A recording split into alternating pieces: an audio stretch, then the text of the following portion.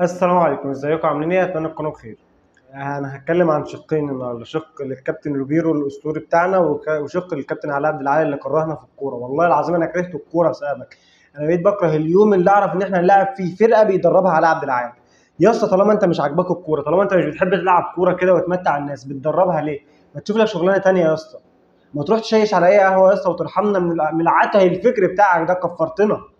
انا بقيت بكره اليوم اللي نعرف ان احنا نلعب فيه علاء عبد العال. والله انت لاعب 4 ماتشات في الدوري، 4 تعادلات، ما دخلش فيك ولا هدف، ما جبتش ولا هدف. طب انت جاي الدوري تعمل ايه بقى؟ اقسم بالله انت مش مكانك تلعب درجه رابعه ودرجه ثانيه ودرجه، انت مكانك تلعب في دوري هواه مراكز شباب بقى في الرينج ده اللي هم بص يعني حرفيا ده مكانك. انت مالكش اكتر من كده.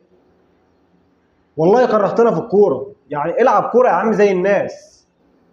طول ال 90 دقيقه بتدافع، ما بتتعبش، لعيبتك ما بتتعبش. 4 ماتشات ب4 تعادلات، ما جبتش ولا هدف وما دخلش فيك ولا هدف. ايه التميز الاوفر ده؟ وعلى كده هتكمل لحد امتى يعني؟ ما انت في الاخر بتهبط برضه. والداخليه خير مثال يعني، ومش الداخليه بس، كذا فرقه تانية. ده انت معروف انك بتهبط الفرق كلها يا كابتن علاء. كفرتنا وكرهتنا في الكوره والله. ده بالنسبه للاخ علاء عبد العال. نيجي بقى للمدير الفني الاسطوري اللي بيقبض $120,000 عندنا.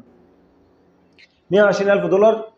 المفروض ان انت مدرب، شغلتك تقيم اللعيبه في التدريبات، بتخليهم يتدربوا على حاجات معينه، اشكال معينه ننفذ بيها اللعب بتاعنا، افكار معينه، تاكتكس معين. زائد بعد كده تختار التشكيله المناسبه للماتش، زائد بعد كده تنزل الماتش. اول ما اللعيبه تبدا الماتش، المفروض ان انت كمدير فني وظيفتك الطبيعيه جدا تقف تقرا الماتش. والله فلان ده مش كويس، فلان ده مش كويس. طب الملعب ده وحش، محتاج ان انا مثلا العب كرات طوليه. طب الملعب ده محتاج ان انا اضغط ب2 مهاجمين. طب الملعب ده مش محتاج 4 مدافعين، ممكن اسحب مدافع وانزل مهاجم. فين الفكره يا اسطى؟ هو انت لازم مركز بمركز؟ هو انت حافظها؟ يعني انت مثلا لما كنت بتاخد رخصه التدريب كانوا قالوا لك لازم مركز بمركز، ما ينفعش نبدل مثلا نسحب مدافع وننزل مكانه مهاجم؟ ما قالوها لكش دي في رخصه التدريب بتاعتك؟ لازم مركز بمركز. يعني سبحان الله يا اخي، حسين الشحات ده انت منزله النهارده عمل ايه؟ حسين الشحات عمل الكوره النهارده، اقسم بالله انا بفهمها. انا بتفرج على الكوره من 20 سنه مش فاهم الكوره دي اعملها ازاي.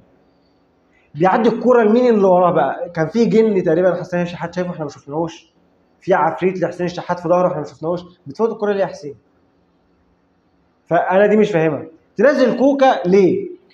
وهتنزل كوكا تسحب عمر كمال ليه؟ وتروح تودي كريم فؤاد باك رايت ليه؟ يا ابني انت بتعمل ايه؟ انت بتعك يا عم. هتسحب.